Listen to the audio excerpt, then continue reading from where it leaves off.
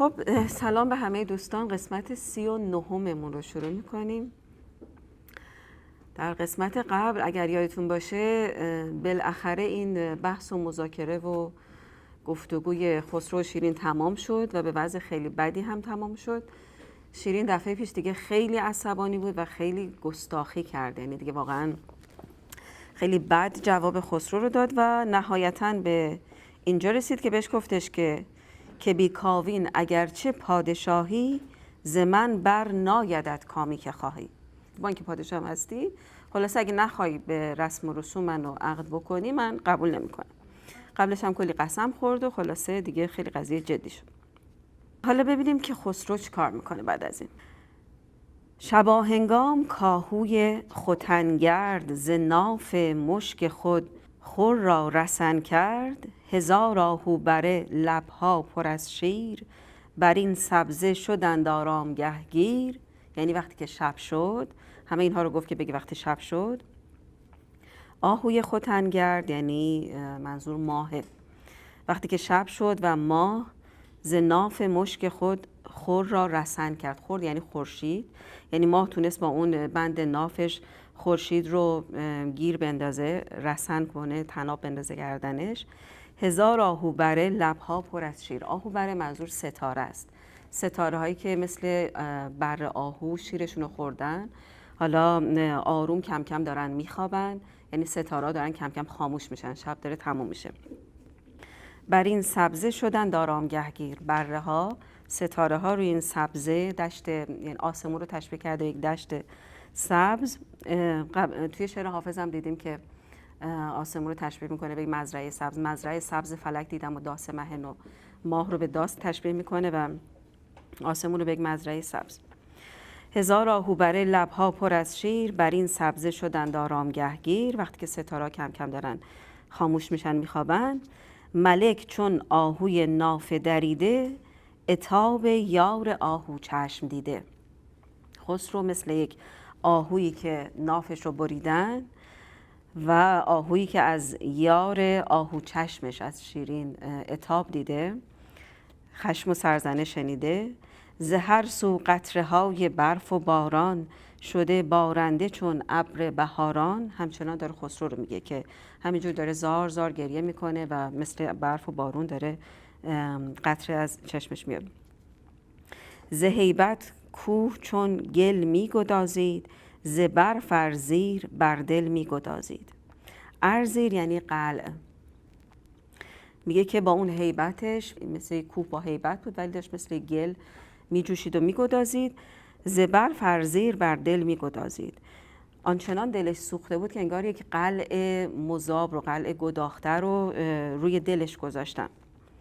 خلاصه این حال و احوال خسروه. به زیر خسرو از برف درمریز نقاب نقره بسته خنگ شبدیز. حالا شبدیز که در واقع زیر خسرو هست، خسرو روش نشسته، میگه شبدیز هم انقدر که برف ریخته روی صورتش، انگار که یک نقاب نقره از برف روی صورت شبدیز شکل گرفته. نقاب نقره بسته خنگ شبدیز. خنگ یعنی اسب. زبانش موی شد و از هیچ رویی به مشکین موی در نگرفت مویی. یه خسرو زبانش مو در آورد، زبانش مو شد و از هیچ رویی، خلاصه حرفاش در مشکین روی، در شیرین مشکین روی اثر نکرد. حتی به اندازه یک تار مو همین حرفها اثر نکرد. زبانش موی شد و از هیچ رویی به مشکین موی در نگرفت مویی. بسی نالید تا رحمت کند یار به 100 فرصت نشد یک نکته برکار. خیلی تلاش کرد تا یارش بالاخره مهربون بشه ولی فایده نداشت.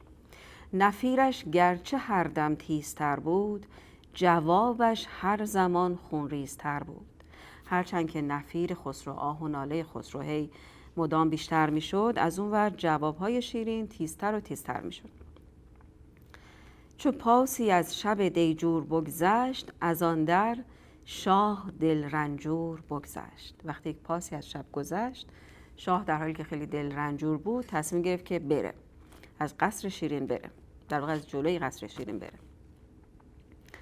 فرس میراند چون بیمار خیزان ز دیده بر فرس خوناب ریزان. فرس دوباره اسبه.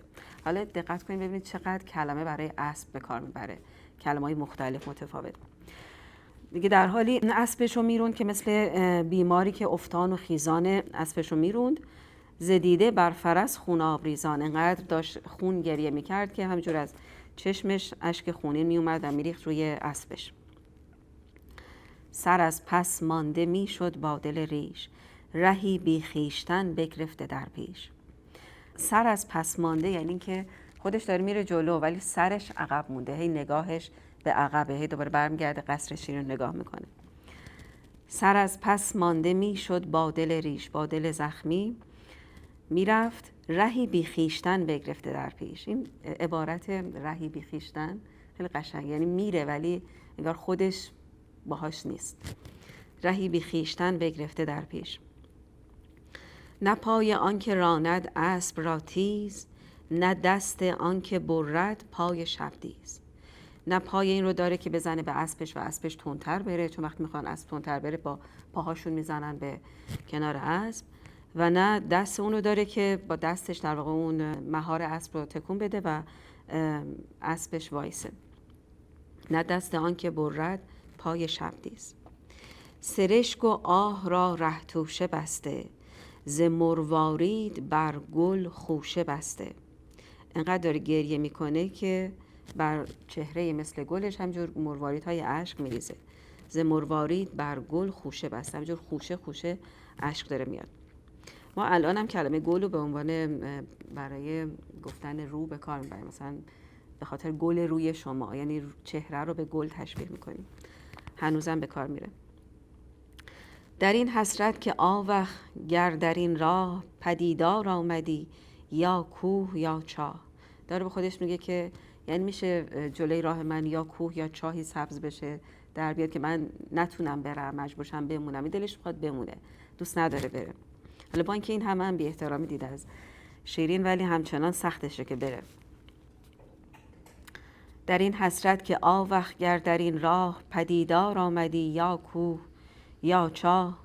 مگر بودی درنگم را بهانه، بماندی رختم اینجا جاودانه.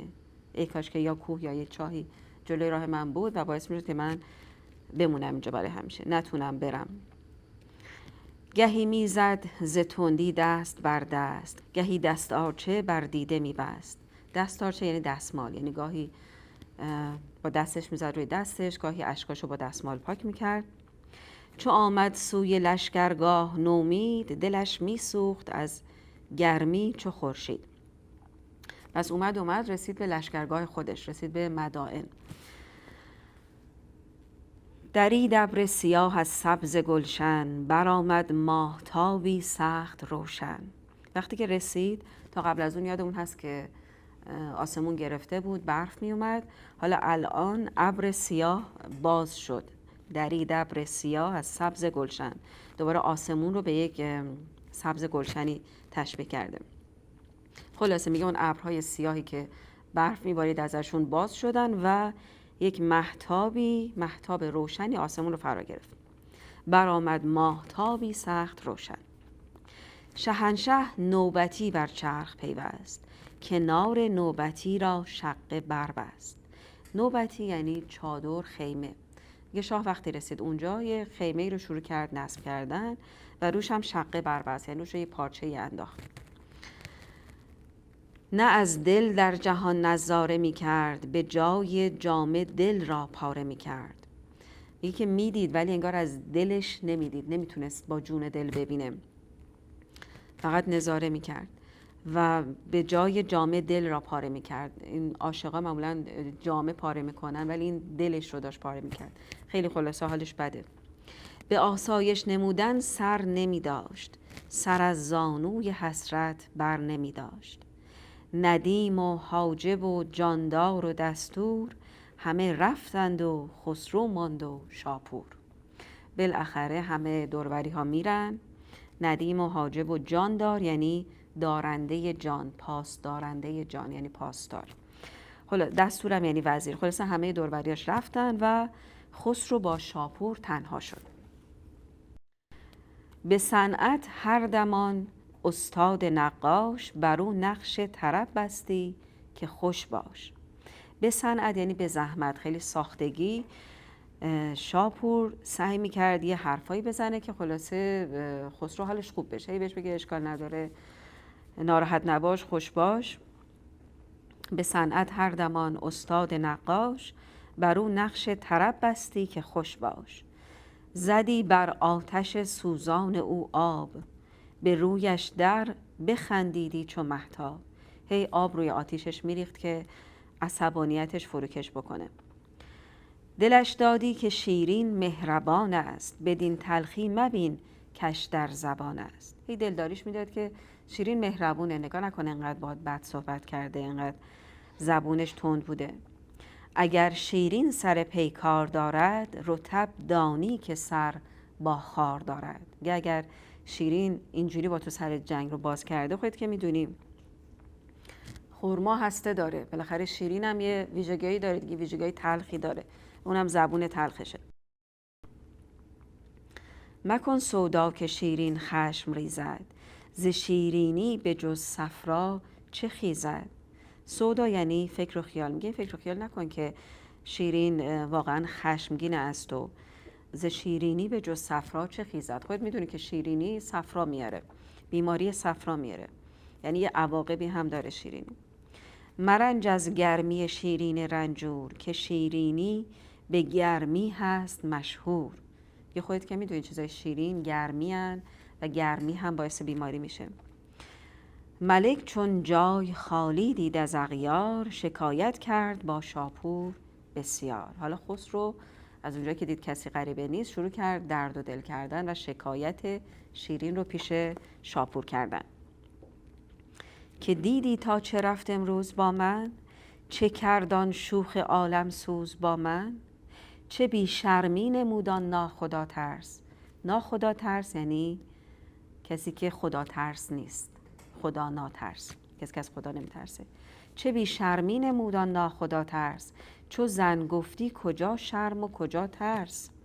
نگار که بای دیفالت انتظار میرفت از زن که شرم داشته باشه و بترسه، ولی میگفتش که میگه که شیرین نگار که زنه، نه شرم داشت از من نه میترسید.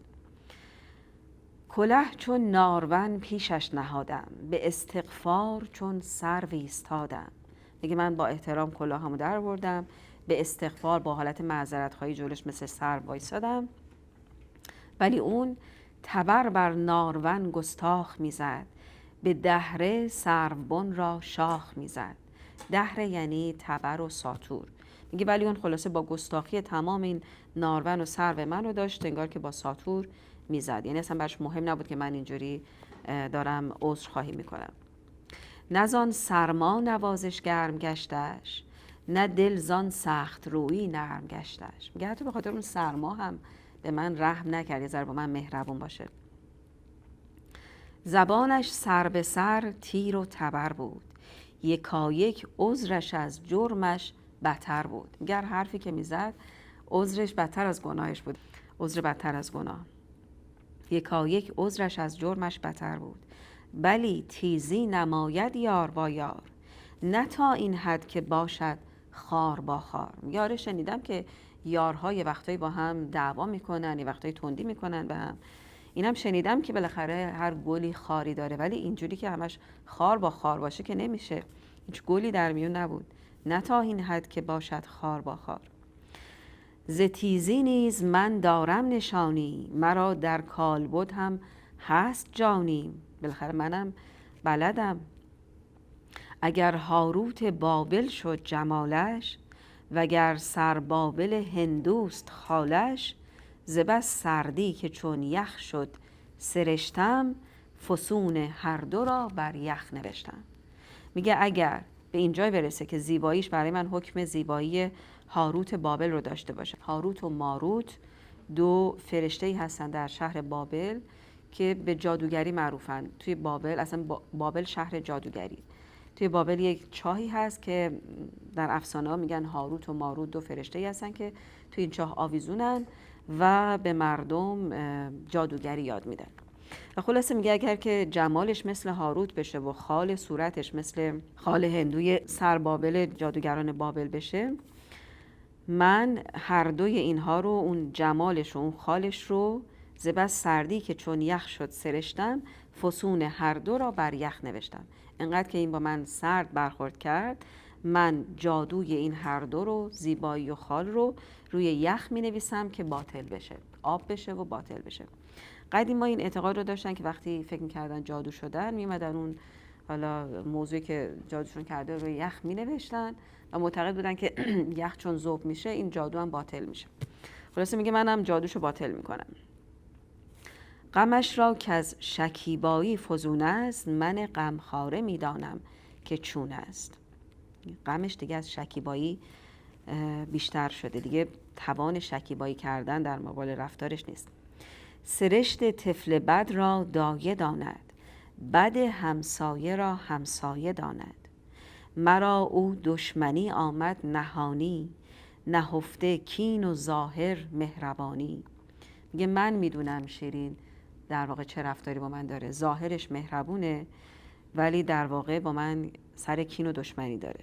مثل همسایه‌ای که بعد همسایه رو میدونه، چون برای که ذات کسی رو بشناسی باید باشه رابطه خیلی خیلی نزدیک داشته باشه. مثل همسایه که خیلی نزدیک به همسایه‌اشه، مثل دایه‌ای که طفل رو داره بزرگ میکنه. چه خواهش کان نکردم دوش با او، نپذرفت و جدا شد هوش با او. سخنهای خوش از هر رسم و راهی، بگفتم سالی و نشنید ماهی. که هرچی من گفتم گوشش بدهکار نبود. شب آمد روشنایی هم نبخشید، شکست و مومیایی هم نبخشید. مومیایی یه داروییه که برای دست و پای شکسته، برای استخوان شکسته به کار میبرن. میگه انگار که دست و پای من شکست و هیچ مرهم و مومیایی هم روی این استخوان شکسته من نذاشت. شکست و مومیایی هم نبخشید. اگرچه وصل شیرین بی نمک نیست، اگرچه وصل شیرین بی نمک نیست، وزو شیرین تری زیر فلک نیست. مرا پیوند او خاری نیرزد، نمک خوردن جگر خاری نیرزد. اگرچه که پیوندش خیلی هم دلپذیره و با نمکه، ولی انقدری برای من ارزش نداره که خودم رو خار بکنم.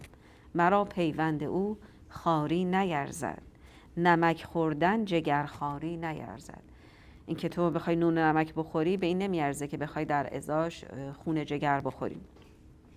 به زیر پای پیلان در شدن پست، به از پیش خسیسان داشتن دست. خسیس یعنی فرومایه. میگه بهتر آدم زیر پای فیل له بشه ولی دستشو جلوی آدم فرومایه دراز نکنه. به آب اندر شدن غرقه چون ماهی، از آن به که از وزغ زنهار خواهی. میگه بهتره که تو آب غرق شی تا اینکه بری از وزغ بخوای که کمکت بکنه. به ناخن سنگ برکندن ز کهسار، به از حاجت به نزد ناسزاوار. اینکه با ناخونت از کوه سنگ بکنی بهتره تا اینکه از آدم ناسزاوار بخوای حاجت بگیری. همه کس دور در آب پاک یابد، کسی کو خاک جوید خاک یابد. اگه چیز خوب میخوای باید بری جای مناسبش. کسی اگر مروارید میخواد باید بره توی آب بگرده. کسی اگر توی خاک بگرده مسلما هم خاک رو پیدا میکنه. خلاصه میگه که من جای مناسبی نرفتم، انگار که من جای اشتباهی سرمایه گذاری کردم. چرا در سنگ ریزه کان کنم کان، چه بی روغن چراغی جان کنم جان. میگه چرا من باید توی جایی که پر از سنگ ریزه است بیام کان بکنم. کان کندن یعنی چاه کندن، قنات کندن. میگه چرا باید وقتم رو جایی تلف بکنم که نتیجه نمیده، پر از سنگ ریزه است من به جایی نمیرسم. یا اینکه مثلا با یک چراغ بی روغنی برم و شروع کنم به قنات کندن و در واقع جون بکنم بی خودی با یک چراغ خاموش. چه باید ملک جان دادن به شوخی، که ننشیند کلاغش بر کلوخی. اینکه کلاغش بر کلوخ ننشستن یعنی اینکه حکایت بی ارزشی، یعنی حتی کلاغ نمیخواد حتی روی کلوخ هم بشینه. یه خلاصه چرا من باید برم دل به یک شوخ هم یعنی گستاخ، دل به یک گستاخی بدم که هیچ ارزشی برای من قائل نمیشه. مرا چون من کسی باید به ناموس، که باشد همسر طاووس طاووس. ناموس یعنی احترام سزاوار، یعنی من کسی سزاوارمه که هم شأن خودم باشه. طاووس و طاووس. حالا شاپور ببینیم چه جوابی به خسرو میده. نخستین خاک را بوسید شاپور، پس آنگه زد بر آتش آب کافور. یعنی آتش خشم خسرو رو سعی کرد که خاموش بکنه. که از این تندی نباید تیز بودن، جوان مردی است عذرانگیز بودن. عذرانگیز بودن یعنی عذر تراشی کردن، یعنی که این جوان مردی که تو عذر تراشی بکنی. یعنی چی؟ یعنی که این برای کاری که شیرین کرده، برای رفتار بدی که شیرین کرده، تو بیای عذر به تراشی بگی خب لابد به این دلیل این کار کرده، لابد مثلا حالش خوب نبوده، لابد فلان بوده. عذر به تراشی این نشانه جوان مردیه و تو نباید عصبانی باشی از این تندی کردن شیرین. ستیز عاشقان چون برق باشد، یعنی سری میاد و میره. میان ناز و وحشت فرق باشد. وحشت یعنی وحشیگری. میگه فرق بین دختری که داره ناز میکنه یا دختری که داره وحشیگری میکنه و تو باید این فرق رو بفهمی. اگر گرم است شیرین هست معذور، که شیرینی به گرمی هست مشهور. دوباره میگه اگه شیرین انقدر آتیشش تنده، انقدر گرمه، طبیعیه، به خاطر اینکه شیرینه و طبیعتش گرمیه دیگه. چیز شیرین طبیعتش گرمه. نه شیرین خود همه خرما دهانی، ندارد لقمه‌ای بی استخوانی. میگه نه شیرین همه خرما دهان ها هیچ لقمه‌ای بی استخوان ندارن، یعنی همه خرما هسته دارن. هر کسی بالاخره یه بدی هایی داره. گرت سر گردد از صفرای شیرین، ز سر بیرون مکن سودای شیرین. یعنی اگر از صفرای شیرین، از این تندخویی های شیرین سرت بگرده، یعنی سرگیجه بگیری، با این حال هم نباید از فکر و خیال شیرین بیرون بیای. گرت سر گردد از صفرای شیرین، ز سر بیرون مکن سودای شیرین. مگر شیرین از آن صفرا خبر داشت، که چندان سرکه در زیر شکر داشت. میگه فکر کنم شیرین از اون بیماری صفرا خبر داره. خودش میدونه که هر چیزی که خیلی شیرینه باعث بیماری میشه، به خاطر همین یکم ترشی قاطیش کرده که تو مریض نشی، یعنی یکم بدخلقی قاطی رفتارش کرده. مگر شیرین از آن صفرا خبر داشت، که چندان سرکه در زیر شکر داشت. چو شیرینی و ترشی هست در کار، از این صفرا و سودا دست مگذار. خلاصه خیلی نگران نباش. عجب ناید ز خوبان زود سیری، چنان که از سگ سگی و از شیر شیری. میگه این زود سیر شدن اصلا ماهیت خوبانه، ماهیت خوبرویانه. مثل سگ که ماهیتش سگیه و مثل شیر که ماهیتش شیریه. عجب ناید ز خوبان زود سیری، چنان که از سگ سگی و از شیر شیری. شبه با در بود عادت چنین است، کلید گنج زرین آهنین است. شبه یه سنگ خیلی کم قیمته. میگه همیشه یه سنگ کم قیمت کنار مرواریده. شبه با در بود عادت چنین است، کلید گنج زرین آهنین است. خلاصه میگه که همیشه خوبی و بدی با همه. تو نمیتونی انتظار یک یاری رو داشته باشی که فقط زیبایی و شیرینی داشته باشه. به هر حال یه ویژگی بدی هم داره. به جور از نیکوان نتوان بریدن، بباید ناز معشوقان کشیدن. همه خوبان چنین باشند بدخوی، عروسی کی بود بی رنگ و بی بوی. همه خوبان اینجورین. کدامین گل بود بی زحمت خار، کدامین خط بود بی زخم پرگار. دیدین وقتی میخوایم با پرگار خط بکشیم، پرگار بالاخره اون کاغذ رو سوراخ میکنه. میگه کجا میتونی تو خط بکشی با پرگار ولی زخمی نکنی اون کاغذ رو. کدامین خط بود بی زخم پرگار. ز خوبان توسنی رسم قدیم است، چو مار آبی بود زخمش سلیم است. که از خوبان توسنی یعنی سرکشی دیدن از خوبان رسم قدیمه، همیشه بوده تا بوده هست. ولی سرکشیشون مثل نیش مار آبی، خطر نداره. چون مار آبی بود زخمش سلیم است، آسیبی به تو نمیرسونه. رهایی خواهی از سیلاب اندوه، قدم بر جای باید بود چون کوه. باید ثابت قدم باشی. گر از هر باد چون کاهی بلرزی، اگر کوهی شوی کاهی نیرزی. اگه قرار باشه مثل یک کاهی با هر بادی که میاد بلرزی، حتی اگر به استواری کوه هم باشی به اندازه یک کاه ارزش نداره. این چقدر قشنگ با این کلمه کاه و کوه بازی کرده. گر از هر باد چون کاهی بلرزی، اگر کوهی شوی کاهی نیرزی. به هر کامت به ناکامی براید، که بوی عنبر از خامی براید. که اتفاقا این خوبه که یه وقتایی هم ناکام میشی. به هر کامت به ناکامی براید، که بوی عنبر از خامی براید. عنبر به این دلیل بوش انقدر خوبه که خامه و بعد میرزنش روی آتیش، به خاطر همینه که انقدر بوی خوب ازش میاد. یعنی کسی که ناکام باشه به هر حال اون به کامش میرسه. این یه جور با هم، این دوتا با هم هیچ وقت نمیشه همه عمرتو در کام باشی.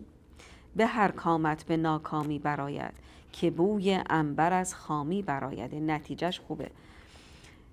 بران مه ترک تازی کرد نتوان، که بر مه دست یازی کرد نتوان.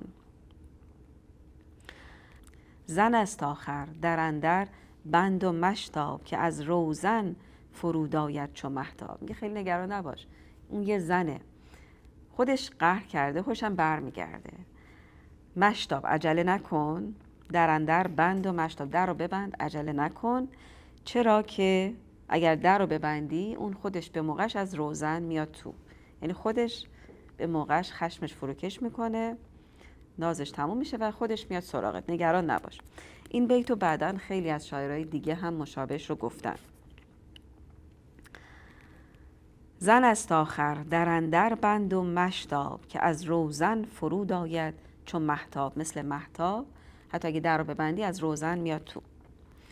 مگر ماه و زن از یک فن درآیند، که چون در بندی از روزن درآیند. میگه انگار ماه و زن یکی هن، مثل همن، که هر دوشون وقتی در رو میبندی از روزن خونه میان تو. چه پنداری که او زین غصه دور است، نه دور است او ولی دانم صبور است. میگه تو از کجا میدونی که حالا خودش غصه دار نیست؟ چه پنداری که او زین غصه دور است. میگه من مطمئنم که اون هم دور نیست، غصه داره، ولی اون صبوره. ولی دانم صبور است. نه دور است او ولی دانم صبور است. گر از کوه جفا سنگی در افتد، تو را بر سایه او را بر سر افتد. یا اگر یه جفایی بره، انگار که یک سنگی اگر بیفته روی سایه تو میفته، ولی برای شیرین انقدر دردش زیاده انگار که اون سنگ افتاده روی سرش. یعنی تمام این اتفاقا هر چقدر تو رو اذیت بکنه، شیرین رو خیلی خیلی بیشتر داره اذیت میکنه. گر از کوه جفا سنگی در افتد، تو را بر سایه او را بر سر افتد. وگر خاری ز وحشت حاصل آید، تو را بر دامن او را بر دل آید. اگر خاری باشه انگار که به دامن تو میره ولی به دل اون میره. یک امشب را صبوری کرد باید، شب آبستن بود تا خود چه زاید. این شب آبستنه، حالا ببینیم چه میزایه. این شب آبستن بود تا خود چه زاید هم از اون بیت‌های مصرع‌های خیلی قشنگه که شاعرهای زیادی بعد از نظامی هم استفادهش کردن جورای مختلف. مثلا فریدون مشیری گفته که تو همون شعر معروف که من ز مردان ناامیدم بیگمان، کاوه آینده ایران زن است، همونجا میگه که بر افقها چشم دارم هر سحر، تا چه زاید صبح شب آبستن است. ندارد جاودان طالع یکی خوی، نماند آب دائم در یکی جوی. یعنی شرایط اینجوری نمیمونه، میگذره، خوب میشه. همه ساله نباشد کامکاری، گهی باشد عزیزی گاه خواری. این حرفا رو شاپور داره به خسرو میزنه. میگه قرار نیست که همیشه هم کامکار باشی، یه وقتای عزیزی، یه وقتای خواری، نگران نباش. به هر نازی که بر دولت کند بخت، نباید دولتی را داشتن سخت. یا اگر دولتت ناز بکنه نباید برش سخت بگیری، باید نازش رو بکشی. کجا پرگار گردش ساز گردد، به گردشگاه اول باز گردد. وقتی با پرگار دایره میکشیم دوباره برمیگرده به نقطه اولش. میگه خلاصه نگران نباش، اوضاع برمیگرده و دوباره همه چی خوب میشه. هر آن رایض که او توسن کند رام، کند آهستگی با کره خام. رایض یعنی کسی که اسب ها رو رام میکنه، کارش رام کردن اسبه. هر آن رایض که او توسن کند رام، توسن هم یعنی اسب سرکش، کند آهستگی با کره خام. به صبرش عاقبت جایی رساند، که بر وی هر که را خواهد نشاند. میگن کسی که شغلش رام کردن اسبه میدونه که با یک کره اسب باید خیلی ملایم و آهسته رفتار بکنه و کم کم تربیتش بکنه و اون عاقبت با صبوری اون رو میتونه به جایی برسونه که نهایتا هر کیو بخواد میتونه سوارش بکنه. یعنی خلاصه صبر بکنی همه چی درست میشه. به صبرش عاقبت جایی رساند، که بر وی هر که را خواهد نشاند. به صبر از بند گردد مرد رسته. با صبوری کردن انسان از بند رها میشه. که صبر آمد کلید کار بسته، گشاید بند چون دشوار گردد، بخندد صبح چون شب تار گردد. این هم یک فلسفه‌ای که خیلی بهش معتقدن. مولانا هم اینو گفته که کار وقتی که حسابی میبنده، بسته میشه، اون موقع است که باز میشه. گشاید بند چون دشوار گردد، بخندد صبح چون شب تار گردد. شب وقتی دیگه خیلی خیلی خیلی سیاه میشه میره به سمت صبح، صبح میاد. اینو نظامی قبلا هم به همون گفته بود، اونجایی که شیرین وقتی که با خسرو دعواش میشه و خسرو دیگه میذاره میره روم که بعدم با مریم ازدواج میکنه. خلاصه بعد از رفتن خسرو شیرین خیلی خیلی ناراحت میشه که یادتون باشه زمین رو چنگ میزنه و فلان، و میاد پیش مهین بانو و درد دل میکنه پیش مهین بانو که چه بر سرش گذشته. اونجا مهین بانو برای دلداری دادن اینجوری میگه که نروید هیچ تخمی تا نگندد، نکاری برگشاید تا نبندد. میگه تخمو وقتی میکاری توی زمین تا نگنده سبز نمیشه، رشد نمیکنه. یعنی خیلی ناراحت نباش که الان انقدر کارت بسته شده، باز میشه. اتفاقا بعد از این سختی حتما یک راحتی هست. خب کجا بودیم؟ گشاید بند چون دشوار گردد، بخندد صبح چون شب تار گردد. امیدم هست که این سختی برآید، مراد شه بدین زودی برآید. بدین وعده ملک را شاد می کرد، خرابی را به رفق آباد می کرد. رفق هم یعنی ملایمت و مهربانی. ز دولت بر رخ شه خال می زد، چو اختر می گذشت او فال می زد. خلاصه همه چی رو به فال نیک می گرفت برای خسرو و دلداریش می داد. حالا ببینیم حال شیرین چطوره. خسرو گذاشته رفته. دفعه پیش که خسرو گذاشته رفت شیرین خیلی حالش به هم ریخت، خیلی اوضاعش به هم ریخت، خیلی ناراحت شد. حالا این دفعه ببینیم چی میشه. همان صاحب سخن پیر کهنسال، چنین آگاه کرد از صورت حال. یعنی همون پیر صاحب سخنی که این داستان رو گفته قبلا، حالا میتونه هم فردوسی باشه و یا همون فردی که اون نسخه ای رو نوشته که به دست نظامی رسیده. همان صاحب سخن پیر کهنسال، چنین آگاه کرد از صورت حال. اینجوری ادامه داستان رو گفت که چون بیشاه شد شیرین دلتنگ، به دلبر میزد از سنگین دلی سنگ. ز مژگان خون بی اندازه میریخت، به هر نوحه سرشکی تازه میریخت. شیرین شروع کرده به گریه کردن، گریه و زاری کردن، انگار که از مژگانش داره خون میریزه، داره خون گریه میکنه. چون مرغی نیم کشت افتان و خیزان، ز نرگس بر سمن سیماب ریزان. مثل یک مرغ نیم کشتی افتاده روی زمین و از نرگس چشمانش بر سمن، سمن یعنی صورت، همینجور داره اشک مثل سیماب، مثل نقره میریزه. مژه بر نرگسان مست میزد، ز دست دل به سربر دست میزد، همینجور با دستش میزد توی سرش. هوا را تشنه کرد از آه بریان، زمین را آب داد از چشم گریان. انقدر که گریه کرد زمین را آب داد. نه دست آنکه غم را پای دارد، نه جای آنکه دل بر جای دارد. غم را پای دارد یعنی پایداری کنه در مقابل غم. نمیتونست در مقابل غم پایداری بکنه، نمیتونست، نه جای آنکه دل بر جای دارد، نه دلش جا بند میشد. چو از بی‌طاقتی شوریده دل شد، از آن گستاخ رویی ها خجل شد. از اون گستاخی هایی که کرده بود بر خسرو خجالت زده شد. چو از بی‌طاقتی شوریده دل شد، از آن گستاخ رویی ها خجل شد. به گلگون برکشید آن تنگ دلتنگ، فرس گلگون و آب دیده گلرنگ.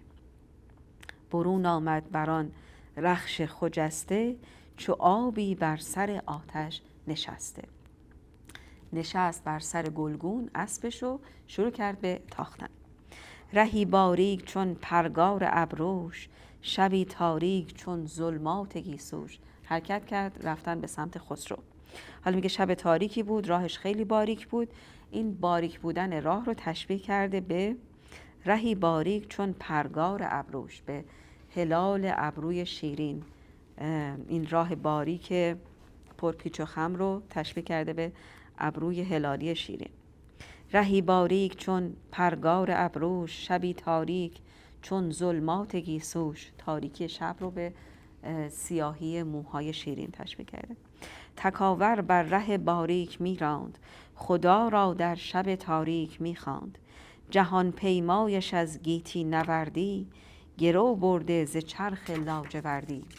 اسبش حسابی تند می تاخت. به آیین غلامان راه برداشت، پی شبدیز شاهنشاه برداشت. مدل غلام ها لباس پوشیده، مدل مرد ها لباس پوشیده. دفعه قبلم همینطور وقتی که میخواست راه بیفته به سمت مدائن همینجوری لباس پوشیده. احتمالاً به خاطر اینکه در امان باشه، به خاطر اینکه فکر کنن یه مرد کاری باش نداشته باشن.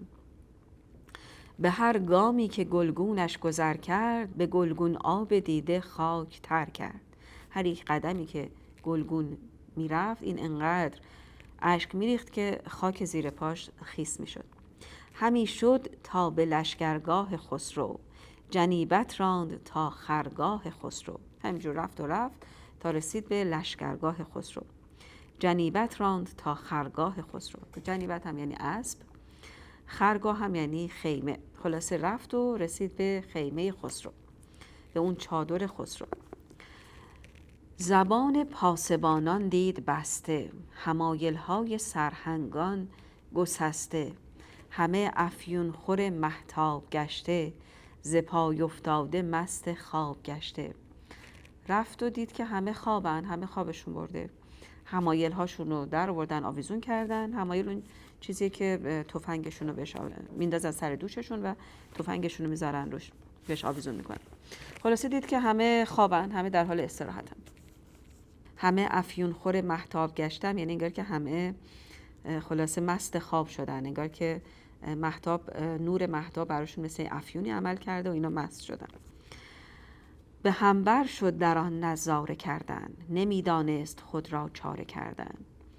به هم ریخت وقتی اون خیمه چادر خسرو رو دید، به هم ریخت و نمیدونست که چی کار باید بکنه، نمیدونست چاره کارش چیه.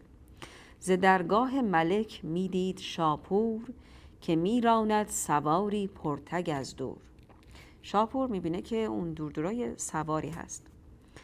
برون آمد سوی شیرین خرامان، نکرد آگه کسی را از غلامان. هنوز شاپور نمیدونه که اون سوار شیرینه، ولی اومد به سمتش، کسی را هم خبر نکرد.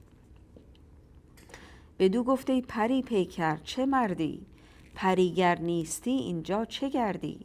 که شیر اینجا رسد بی زور گردد، وگر مار آید اینجا مور گردد. میگه تو کی هستی که جرأت کردی این وقت شب تنهایی بیای اینجا؟ نداریم کسی که این همچین دل و جرأتی داشته باشه. اگه تو پری نیستی پس چطور ممکنه؟ چون فقط یه پری میتونه که اونم وجود خارجی نداره. اینجا اینقدر صعب العبوره که اگر شیر برسه اینجا بیزور میشه و اگر مار برسه اینجا مورچه میشه. که شیر اینجا رسد بیزور گردد، و اگر مار آید اینجا مور گردد. چو گل رخ دید در شاپور بشناخت، سبک خود را ز گلگون اندر انداخت. شیرین وقتی که شاپور رو دید، شیرین شناخت شاپور رو و خودش رو خیلی سریع از روی اسب انداخت پایین. عجب درماند شاپور از سپاسش، فراتر شد که گردد روشناسش. شاپور خیلی تعجب کرد از این میزان احترامی که اون سوار برای شاپور گذاشته و یه ذره رفت جلوتر که بتونه بشناسدش. فراتر شد که گردد روشناسش. نظر چون بر جمال نازنین زد، کله بر آسمان سر بر زمین زد. وقتی که شاپور شیرین رو دید انقدر خوشحال شد که کلاهش رو انداخت هوا و سر بر زمین زد، افتاد روی زمین. نظر چون بر جمال نازنین زد، کله بر آسمان سر بر زمین زد. بپرسیدش که چون افتاد رایت، که ما را توتیا شد خاک پایت. میگه چی شد از این ورا؟ خاک پای تو توتیای چشم ما شد، قدم رنجه کردی، چه خبر، چی شد از این ورا اومدیم؟ پری پیکر نوازش ها نمودش، به لفظ مادگان لختی ستودش. شیرین یکم مدل خانوما قربون صدقش رفت، به لفظ مادگان لختی ستودش. گرفتش دست و یک سو برد از آن پیش، حکایت کرد با او قصه خیش. شیرین دست شاپور رو گرفت و بردش یک گوشه‌ای و شروع کرد داستانش رو براش تعریف کردن. از آن شوخی و نادانی نمودن، شوخی یعنی گستاخی کردن. از آن شوخی و نادانی نمودن، خجل گشتن پشیمانی فزودن. و از آن افسانه های خام گفتن، سخن چون مرغ بی هنگام گفتن. از تمام اون گستاخی هایی که و سخنان نابجایی که بر خسرو رانده بود همه رو گفت که چطور مثل یک مرغ بی هنگام حرف زده. نمود آنگه که چون شه بارگی راند. دوباره بارگی هم یک کلمه دیگه برای اسبه. میگه بعدش اظهار کرد، نمود که موقعی که شاه سوار بر اسبش شد و رفت، دلم در بند غم یک بارگی ماند. یا انگار غم افتاد توی دلم. چنان در کار خود بیچاره گشتم، که منزلها ز عقل آواره گشتم. که اصلا دیگه عقلم کار نمیکرد، همجور مثل آواره ها را افتادم بیام. و از آن بیچارگی کردم دلیری، کند وقت ضرورت گور شیری. میگه انقدر بیچاره و مضطر شدم که شجاع شدم، شجاعت به خرج دادم و تنهایی را افتادم اومدم. کند وقت ضرورت گور شیری. میگه آدم وقتی ناچار باشه حتی یه گوره خرم مثل شیر شجاع میشه. آدم جرأت پیدا میکنه وقتی که چاره‌ای دیگه نداشته باشه. تو دولت بین که تقدیر خداوند، مرا در دست بدخواهی نیفکن. میگه توی من چه شانسی آوردم که تقدیر خدا همراه من بود و من کس بدخواهی مزاحم من نشد. مرا در دست بدخواهی نیفکن. چو این برخاسته برخاست آمد، به حکم راست آمد راست آمد. میگه از اونجایی که این خواسته و تصمیم رو خودم به خواست خودم انجامش دادم، به حکم راست آمد راست آمد. چون دارم کار خوبی میکنم برامم خوبی پیش اومد. به حکم راست آمد راست آمد. کنون خود را ز تو بی بیم کردم، بهامد را به تو تسلیم کردم. میگه الان پیش تو من احساس میکنم دیگه هیچ ترسی ندارم، کاملا ایمنم و بهامد را یعنی اون خوبی و خوشی پیش اومدن و اتفاقای خوب رو دیگه تسلیم تو کردم. دیگه خودت به من بگو من چی کار بکنم بعد از این. بهامد را به تو تسلیم کردم، تو بگو چاره من چیه. دو حاجت دارم و در بند آنم، برآور زان که حاجتمند آنم. دو تا حاجت ازت دارم. یکی شه چون طرب را گوش گیرد، جهان آواز نوشا نوش گیرد. مرا در گوشه‌ای تنها نشانی، نگویی راز من شه را نهانی. بدان تا لهو و نازش را ببینم، جمال جان نوازش را ببینم. یکی از خواسته هام اینه که وقتی که شاه داره موسیقی گوش میده، یکی شه چون طرب را گوش گیرد، جهان آواز نوشانوش گیرد. من رو ببری گوشه‌ای بنشونی، پنهانم بکنی، به شاه هم نگی که من اونجام و بذاری که من این لهو و نازش رو ببینم، من این کیف کردنش رو ببینم. خیلی داره از یه لذت نابی حرف میزنه که مثلا آدم ببینه یارش داره با یه چیزی حال میکنه و تو اون صحنه رو ببینی. خیلی خاصه، کمتر کسی واقعا راجع به همچین چیزی حرف زده. بدان تا لهو و نازش را ببینم، جمال جان نوازش را ببینم. دوم حاجت که گر یابد به من راه، به کاوین سوی من بیند شهنشاه. دوم حاجت که گر یابد به من راه، به کاوین سوی من بیند شهنشاه. دومی خواستم اینه که اگه یه روزی دیدی که شاه دلش هوای منو کرد، یه کاری کن که خلاصه منو عهد کنه این بار، به کاوین بیاد سراغ من، با کاوین و آیین بیاد سراغ من. به کاوین سوی من بیند شهنشاه. گر این معنی به جای آورد خواهی، بکن ترتیب تا ماند سیاهی. اگه میخوای این کار رو بکنی، وقتی بکن تا شب هنوز سیاهه، یعنی تو روز این کار رو نکن، چون من تو روز نمیتونم قایم بشم. بکن ترتیب تا ماند سیاهی، وگرنه تا ره خود پیش گیرم، سر خیش و سرای خیش گیرم. اگرم نمیخوای این کار رو بکنی، بگو که من برگردم خونه خودم. چو روشن گشت بر شاپور کارش، به 100 سوگند شد پذرفتگارش. وقتی که شاپور فهمید 100 تا قسم خورد که نگران نباش، من این کارا رو میکنم. برآخر بست گلگون را چو شبدیز، در ایوان برد شیرین را چو پرویز. اسب شیرین رو برد کنار اسب خسرو و شیرین رو هم برد توی ایوون. 2 خرگه داشتی خسرو مهیا، برآموده به گوهر چون ثریا. یکی ظاهر ز بهر باده خوردن، یکی پنهان ز بهر خواب کردن. میگه خسرو 2 تا چادر داشت، 2 تا خیمه داشت که یکیش، هر دوشون خیلی بلند بودن، یکیش ظاهر بود، پیدا بود و برای باده خوردن و شادی کردن بود، یکیش پنهان بود و برای خوابیدن شاه بود. حالا چرا پنهان بود؟ به خاطر اینکه خب به هر حال شاه جانش وقتی در خطره، به خاطر همین این چادرها رو یه حالتی می ساختن، یا مثلا چند تا چادر رو کنار هم نصب می‌کردن و معلوم نبود که شاه تو کدوم یکیشون خوابیده، به خاطر اینکه مثلا یه وقتی دشمن حمله کرد نتونه شاه رو به راحتی پیدا بکنه. خلاصه یکی ظاهر ز بهر باده خوردن، یکی پنهان ز بهر خواب کردن. پری رخ را به سان پاره نور، سوی آن خوابگاه آورد شاپور. شیرین رو برد توی اون چادری که برای خوابیدنه، گذاشتش اونجا بمونه. گرفتش دست و بنشاندش بران دست، برون آمد در خرگه فرو بست. پس شیرین رو گذاشت اونجا و اومد بیرون، درم بست. به بالین شه آمد دل گشاده، به خدمت کردن شه دل نهاده. زمانی طوف میزد گرد گلشن، طوف یعنی طواف کردن. زمانی طوف میزد گرد گلشن، زمانی شمع را میکرد روشن. پس بعد از اینکه شیرین رو گذاشت توی اون چادر، خودش اومد به سمت خسرو هم که خواب بود دیگه. به بالین شه آمد دل گشاده، به خدمت کردن شه دل نهاده. یه وقتایی دور خسرو میچرخید، یه وقتایی هم برای شمع رو روشن میکرد تا و منتظر بود تا خسرو بیدار بشه. جلسه بعد خواهیم دید که وقتی خسرو بیدار میشه چه اتفاقی میفته.